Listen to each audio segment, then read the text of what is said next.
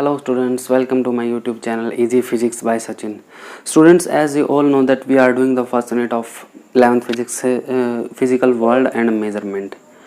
और जो हमने लास्ट लेक्चर में हैं टाइप्स ऑफ फोर्सेस पढ़े कि कितने टाइप की फोर्स होती है हमारी। बेसिकली 4 टाइप की फोर्स होती है: gravitational force, electromagnetic force, weak nuclear force and strong nuclear force. ये चीज़ें हमने लास्ट लेक्चर में पढ़ी। आज हम जो हमारे फिजिकल लॉज हैं उनका नेचर पढ़ेंगे। Nature of physical laws, nature of physical laws. जो हमारे भाई कुछ सर्टेन लॉज हैं जो हर तरह की जगह पर मैक्रोस्कोपिक, माइक्रोस्कोपिक, हर लेवल पर वो एप्लीकेबल हैं। ठीक है, वो बेसिकली फॉर कंजर्वेशन लॉज है हमारे। कंजर्वेशन लॉज, कंजर्वेशन लॉज पढ़ने से पहले मैं आपको थोड़ा सा यूनिफिकेशन के बारे में बताना चाहूँगा। यूनिफिकेशन,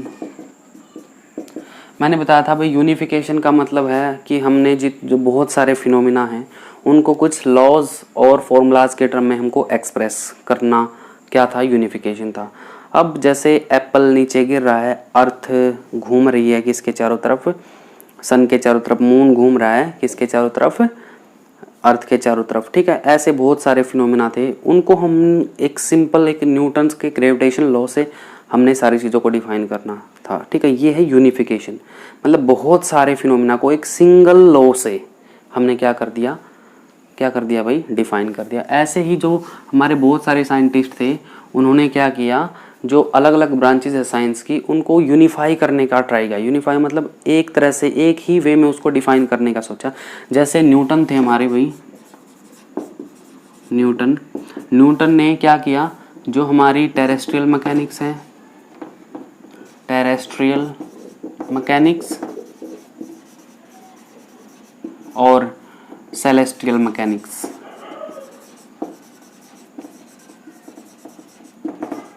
देखो मैकेनिक्स क्या थी, जो हमारी जैसे रिजिड बॉडी के बारे में। मैकेनिक्स क्या थी हमारी, जैसे हमको रॉकेट्स के बारे में पढ़ना है, हमको रिजिड बॉडी के बारे में पढ़ना है, हमको साउंड वेव के बारे में पढ़ना है, हमको वाटर वेव के बारे में पढ़ना है, वो हमारे मैकेनिक्स के अंडर आते हैं। मतलब एक तरह से जो टेरेस्ट्रियल चीज़ें थी, जैसे मैकेनिक्स हमारी rigid body, propulsion of rockets, मतलब रॉकेट कैसे जाता है, सिस्टम ऑफ पार्टिकल एटसेट्रा, वो हमारे मैकेनिक्स। और जो टेरेस्ट्रियल मैकेनिक्स मतलब जितना हम एक तरह से अर्थ से रिलेटेड जो मैकेनिक्स है हमारी। और सेलेस्टियल मैकेनिक्स मतलब जो हमारे बड़े बड़े ऑब्जेक्ट सन है, स्टार है, प्लैनेट्स हैं, उनकी जो मैकेनिक्स है उनको इसने सिंपल ग्रेविटेशनल लॉ से क्या किया, डिफाइन किया, सिंपल ग्रेविटेशनल लॉ से।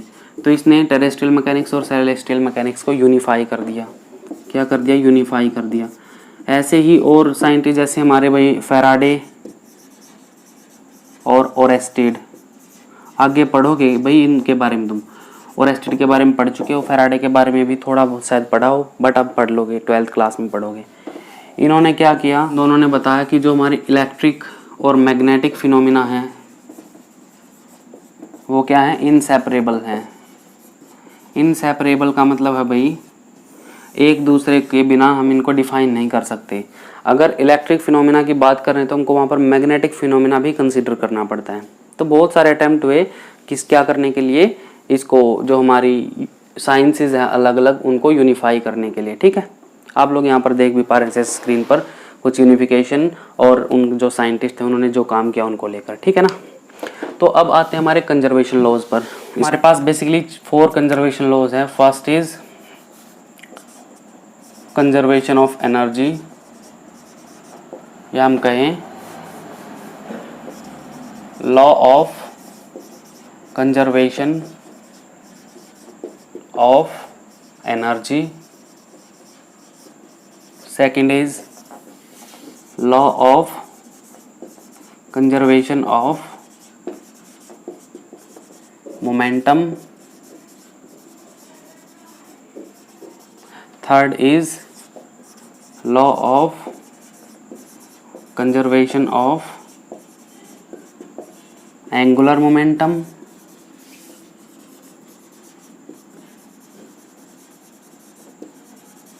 and fourth one is law of conservation of charge।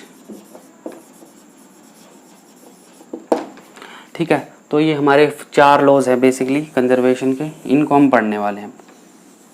ठीक है, ओवरव्यू लेंगे कैसा है। जैसे हम अगर बात करते हैं law of conservation of energy, law of conservation of energy, इसके बारे में पढ़ते हैं भाई। ठीक है, देखो कंजर्वेशन का मतलब है भाई जिसमें एक तरह से चेंज नहीं होगा, जिसमें एक तरह से हम कह सकते हैं क्या रहता है, सेम रहता है। जो चीज़ नो चेंज, उसके अंदर चेंजेस नहीं होते। चेंज का मतलब ये नहीं कि बिल्कुल मतलब कम ज़्यादा नहीं होती, बट रहती कांस्टेंट है। फॉर्म चेंज हो जाते हैं। जैसे हम कहें अगर हमारे पास क्या है, कोई मैंने मार्कर ले लिया, मार्कर है मेरे पास, ये इसको मैंने यहाँ तक उठा के रखा है। ठीक है, एनर्जी की बात कर रहे हैं ना हम, यहाँ तक उठा कर रखा है। अब मैं इस मार्कर को छोड़ देता हूँ तो ग्राउंड पर जाकर गिर जाएगा।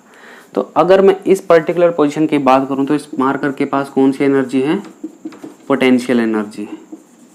पोटेंशियल एनर्जी क्या होती है, जो किसी ऑब्जेक्ट की पोजीशन की वजह से, जैसे यहाँ पर है ना, तो इसकी पोजीशन की वजह से इसके पास जो एनर्जी है वो इसकी पोटेंशियल एनर्जी है। ठीक है, अब जैसे ही मैंने इसको लीव कर दिया, छोड़ दिया, तो ये मार्कर नीचे गिरा। अब जो पोटेंशियल एनर्जी है वो किसके अंदर कन्वर्ट हो जाएगी, काइनेटिक एनर्जी के अंदर।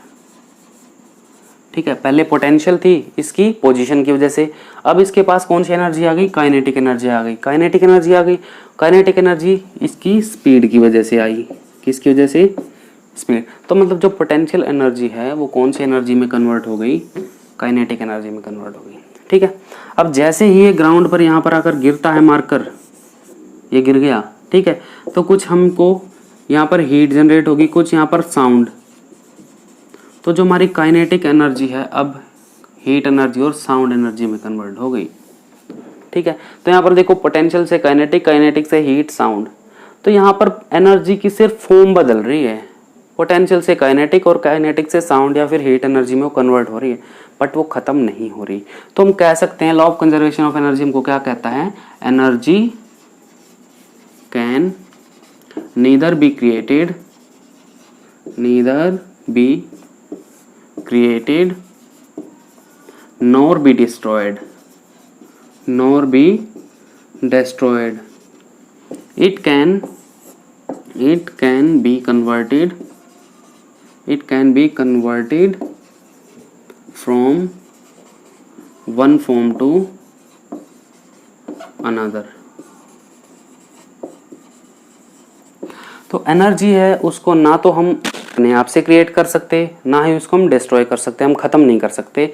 उसको सिर्फ एक फॉर्म से दूसरे फॉर्म में चेंज कर सकते हैं, जैसे हमने पोटेंशियल से काइनेटिक, काइनेटिक से हीट और साउंड। ठीक है, अब यहाँ पर ना तो हमने अपनी तरफ से एनर्जी इसको दी है, मतलब जनरेट की, ना तो हमने एनर्जी, ना ही हमने ये एनर्जी खत्म कर ली। इसका मतलब जो हमारा यूनिवर्स है, यूनिवर्स की जो टोटल एनर्जी है, टोटल एनर्जी है वो क्या रहती है, हमेशा कांस्टेंट रहती है, उसमें कोई भी चेंज नहीं होता। ठीक है, मेरे ख्याल से भाई कंजर्वेशन ऑफ एनर्जी आप लोगों को समझ में आ गया। एक्चुअल में जो हमारे साइंटिस्ट हुए ना आइंस्टाइन, उन्होंने क्या देखा कि law of conservation of energy सिर्फ एनर्जी का कंजर्वेशन नहीं है, इसको हम एक अलग तरह से law of conservation of mass energy की तरह डिफाइन करते हैं। कैसे, क्या कहा, कौन सा लॉ बनाया इन्होंने, law of conservation of mass energy.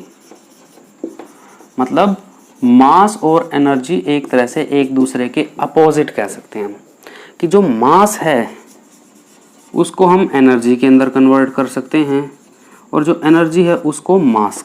इन्होंने कैसे नोट किया, इन्होंने एक बहुत फेमस रिलेशन है E is equal to M C square, E is equal to M C square, ये रिलेशन आइंस्टीन ने दी थी। यहाँ पर M तो है भाई मास, E क्या है, एनर्जी है, और C क्या है, स्पीड ऑफ लाइट है, स्पीड ऑफ लाइट।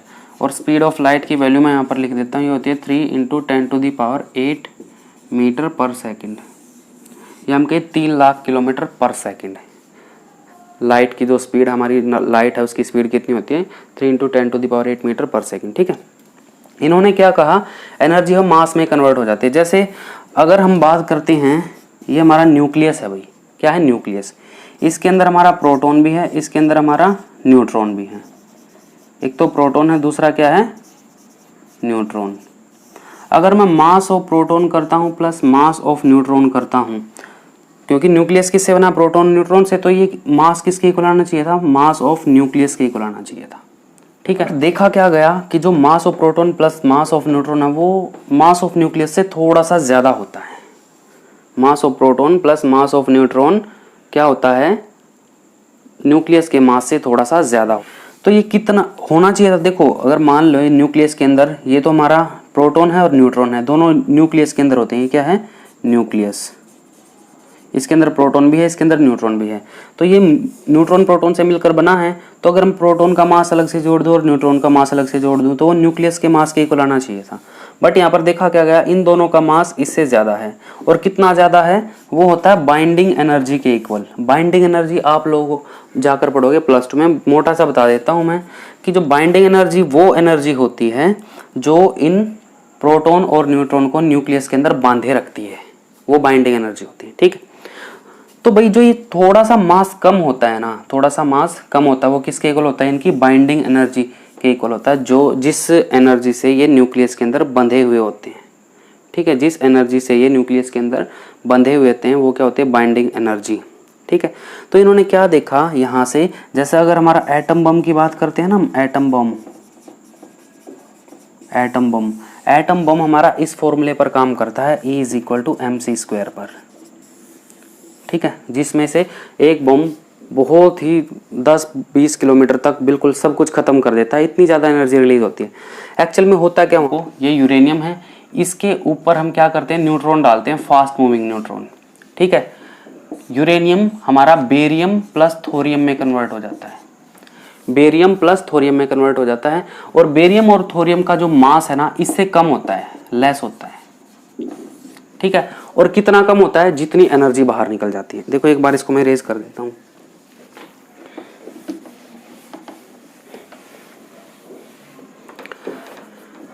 जब यूरेनियम के ऊपर न्यूट्रॉन डालते हैं तो यूरेनियम ब्रेक हो जाता है हमारा बेरियम और थोरियम में। ठीक है, इन दोनों का मास इसके मास से क्या होता है, कम होता है। ठीक है, और कितना कम होता है, मान लो इसका 100 है, वैसे तो 235 के अप्रोक्स होता है इसका, 235, 233, 238 मास होता है यूरेनियम का हमारा। तो इन दोनों का जो कंबाइन मास है, हो सकता है वो इससे 0.001 कम हो। इन दोनों का मास, इन दोनों के मास का सम इसके मास से हो सकता है इतना कम हो ये। तो जो एनर्जी वाला फॉर्मूला है ना, E = mc², अगर मैं इस मास को यहाँ पर रखूँ 0.001 मल्टीप्लाई बाय c² मतलब 3 × 10⁸ इसका स्क्वायर। अब देखो बेशक मास थोड़ा सा है, बट ये फैक्टर बहुत ज़्यादा बड़ा होता है, जिसकी वजह से जो एनर्जी की वैल्यू हो जाती है वो बहुत ही ज़्यादा हाई हो जाती है। तभी जो एटम बम है उसमें से इतनी ज़्यादा एनर्जी निकलती है। ठीक है, तो यहाँ पर जो ये मास है ना, ये मास किसके अंदर कन्वर्ट हो जाता है, एनर्जी के अंदर कन्वर्ट हो जाता है। मास किसके अंदर कन्वर्ट हो जाता है भाई, एनर्जी के अंदर। तो मास हमारा एनर्जी के अंदर कन्वर्ट हो सकता है और एनर्जी हमारी मास के अंदर। इसीलिए इस लॉ का क्या नाम कर दिया गया, law of conservation of mass energy कर दिया गया। मेरे ख्याल से भी ये क्लियर हो गया। क्यों किया गया, क्योंकि मास एनर्जी के अंदर कन्वर्ट हो जाता है, एनर्जी मास के अंदर। ठीक है, चलते हमारे नेक्स्ट लॉ की तरफ, वो हमारा कंजर्वेशन ऑफ मोमेंटम। मैं इसको इरेज कर देता हूँ। Conservation of momentum, linear momentum है भाई ये, लीनियर मोमेंटम। देखो लीनियर मोमेंटम का जो सिंबल होता है वो क्या होता है, P, और वो होता है मास multiply by velocity, mass multiply by velocity.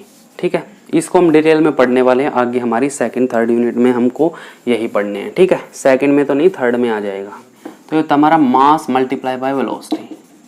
तो जो कंजर्वेशन ऑफ लीनियर मोमेंटम है वो क्या कहता है, अगर हम बाहर से कोई भी फोर्स ना लगाएं, बाहर से कोई भी फोर्स ना लगाएं, तो जो लीनियर मोमेंटम है वो क्या रहता है, हमारा कांस्टेंट रहता है।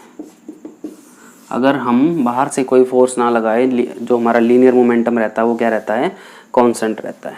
ठीक, ये हमारा this is all about law of conservation of momentum. ज़्यादा डिटेल में हम इसको भाई 2nd यूनिट में ही पढ़ेंगे, 3rd यूनिट में पढ़ेंगे, क्योंकि अभी आप लोगों को कुछ चीज़ें शायद क्लियर ना हो पाए। मोमेंटम वैसे अगर मैं एक एग्जांपल दूं आप लोगों को, जैसे गन है, गन एंड बुलेट। जब मैं गन फायर करता हूं तो जो बुलेट है वो आगे की तरफ मूव करती है। तुम ध्यान से देखना कि भाई मतलब ऑब्जर्व करना, वो पीछे झटका मारती है। मतलब जो बुलेट है ना, बुलेट उसका कुछ ना कुछ मास है और वो कुछ ना कुछ वेलोसिटी से मूव करती है, ठीक है। और गन है जो हमारी गन, उसका भी कुछ ना कुछ मास है और वो पीछे की तरफ मतलब जैसे हम फायर करते हैं ना, बुलेट तो आगे जाएगी लेकिन जो गन है वो पीछे आएगी। इसका मतलब उसका भी गन का मास और कुछ ना कुछ वेलोसिटी से पीछे आती है, ठीक है। तो जितना इसका मोमेंटम अगली डायरेक्शन में होता है ना, मतलब बुलेट का मोमेंटम हो, उतना ही मोमेंटम हमारा किसका रहता है, गन का रहता है। हम कह सकते हैं जितना मोमेंटम आगे है उतना मोमेंटम पीछे है, तो नेट मोमेंटम क्या होता है, 0 होता है। नेट मोमेंटम क्या होता है, वहां पर 0 होता है। तो यही हमारा law of conservation of momentum है कि अगर हमारा एक्सटर्नल फोर्स क्या है 0, तो लीनियर मोमेंटम क्या रहता है, कांस्टेंट रहता है। और ज़्यादा आपको थर्ड यूनिट में क्लियर हो जाएगा। Next is angular momentum, conservation of angular momentum, conservation of angular momentum. देखो भाई, एंगुलर मोमेंटम होता है हमारा, लीनियर मोमेंटम होता है एक तरह से हम कहें, अगर हम एक डायरेक्शन में किसी पर्टिकुलर डायरेक्शन में फोर्स लगा रहे हैं, ठीक है।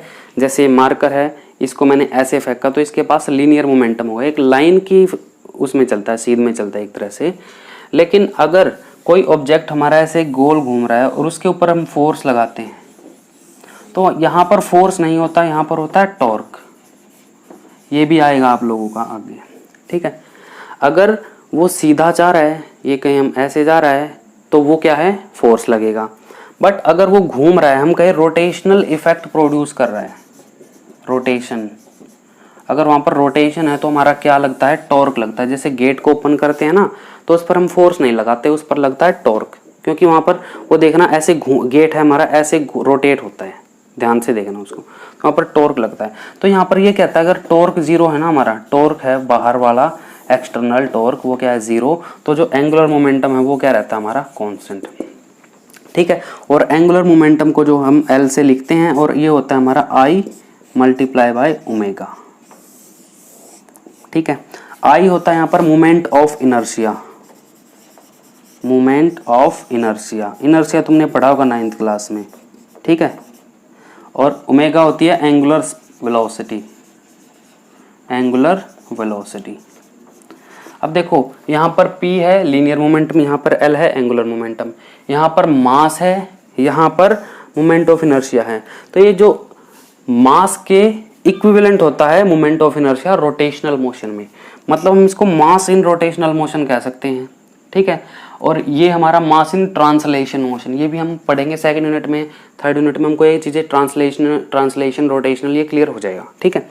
तो ये हमारा रोटेशनल मोशन के अंदर क्या है, मास है, और ओमेगा क्या है, वेलोसिटी है, लेकिन एंगुलर वेलोसिटी जो घुमा रही है उसको, रोटेशन दे रही है उसके अंदर, ठीक है। जो हमारी गैलेक्सी वगैरह हैं, गैलेक्सी फॉर्मेशन, उनकी गैलेक्सीज की शेप,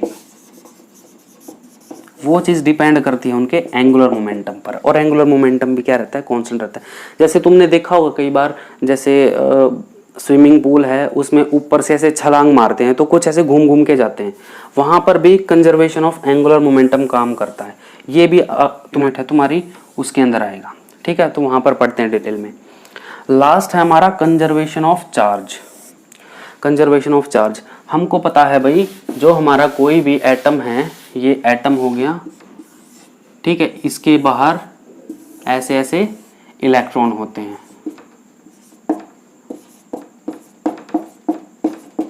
ठीक है। मान लेते हैं इसके पास 2 4 6 8 इलेक्ट्रॉन है इसके पास, ठीक है। अब ये जो न्यूक्लियस है ना, इसके अंदर 8 ही प्रोटॉन होंगे और 8 ही न्यूट्रॉन होंगे। जितने प्रोटॉन होते हैं उतने ही क्या होते हैं, जितने इलेक्ट्रॉन होते हैं उतने ही होते हैं प्रोटॉन। तो 8 इलेक्ट्रॉन है और 8 प्रोटॉन है, दोनों पर चार्ज क्या होता है, इक्वल होता है। चार्ज क्या होता है, इक्वल होता है।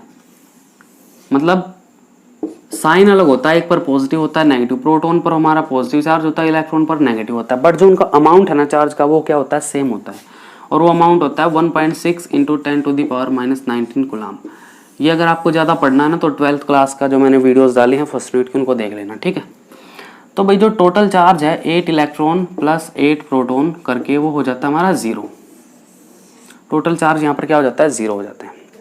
अब जो कंजर्वेशन ऑफ चार्ज है वो क्या कहता है कि चार्ज उसको ना तो हम क्रिएट कर सकते ना ही उसको डिस्ट्रॉय कर सकते, उसको बस एक बॉडी से दूसरी बॉडी के ऊपर ट्रांसफर कर सकते हैं। मान लो ये मेरे हेयर्स हैं, मैंने ऐसे रब किया इसको, ठीक है, तो जो इसके ऊपर कुछ इलेक्ट्रॉन स्टिक हो गए तो ये इलेक्ट्रॉन बाहर निकलकर इस बॉडी से इस बॉडी के ऊपर आ गए, या हम कहें यहाँ से 2 इलेक्ट्रॉन बाहर निकले तो यहाँ पर 6 इलेक्ट्रॉन रह गए, और जो दूसरी बॉडी के ऊपर मान लो इस बॉडी के ऊपर चार्ज आया तो ये 2 इलेक्ट्रॉन इस बॉडी के ऊपर आ गए। तो देखो यहाँ से इस बॉडी से चार्ज इस बॉडी के ऊपर आ गया, बट क्या ये खत्म हुआ या फिर यहाँ पर क्रिएट हुआ? नहीं, इस बॉडी पे से इस बॉडी के ऊपर गया है, ना तो यहाँ से खत्म हुआ है ना यहाँ पर बना है, यहाँ से यहाँ गया है। इसका मतलब क्या हुआ, चार्ज को हम एक जगह से दूसरी जगह पर ट्रांसफर कर सकते हैं, उसको डिस्ट्रॉय नहीं कर सकते। तो हम कैसे लिखेंगे भाई इसको, charge can neither be created nor be destroyed, it can be transferred from one body to another body. सिर्फ इतना लिखेंगे, charge can neither be created nor be destroyed, it can be transferred from one body to another body. ठीक है, मेरे ख्याल से clear हुआ। तो जो तुम्हारा फर्स्ट चैप्टर है फिजिकल वर्ल्ड एंड मेजरमेंट, जो हमारी फर्स्ट यूनिट है उसका आज यहाँ पर एंड होता है। ठीक है, तो स्टूडेंट्स आप लोगों को अगर कहीं पर भी प्रॉब्लम है then you can ask me. Have a nice day, keep subscribing and sharing the channel.